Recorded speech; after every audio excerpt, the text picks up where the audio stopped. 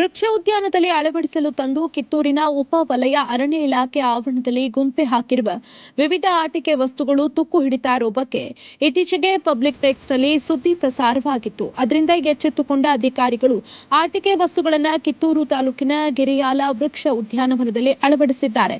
ಲಕ್ಷಕ್ಕೂ ಹೆಚ್ಚು ಹಣ ವೆಚ್ಚ ಮಾಡಿ ತಂದಿರುವ ಈ ಆಟಿಕೆ ವಸ್ತುಗಳನ್ನು ಗಿರಿಯಾಲ ವೃಕ್ಷ ಉದ್ಯಾನವನದಲ್ಲಿ ಕಾಟಾಚಾರಕ್ಕೆ ಅಳವಡಿಸಲಾಗಿದೆ. ಒಂದು ವೇಳೆ ಈ ಆಟಿಕೆ ವಸ್ತುಗಳನ್ನ ಮಕ್ಕಳು ನೋಡಿ ಆಟ ಆಡೋದಕ್ಕೆ ಹೋದ್ರೆ ಅಪಾಯ ಗ್ಯಾರಂಟಿ.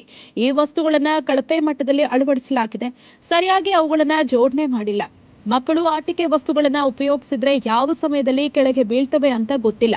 ಈ ಬಗ್ಗೆ ಅರಣ್ಯ ಇಲಾಖೆಯ ಹಿರಿಯ ಅಧಿಕಾರಿಗಳು ಗಮನ ಹರಿಸಬೇಕು ಅನ್ನೋದು ಸಾರ್ವಜನಿಕರ ಒತ್ತಾಯ. ಶೇಖರ ಕಲ್ಲೂರು, ಪಬ್ಲಿಕ್ ನೆಕ್ಸ್ಟ್, ಚೆನ್ನಮ್ಮನ ಕಿತ್ತೂರು.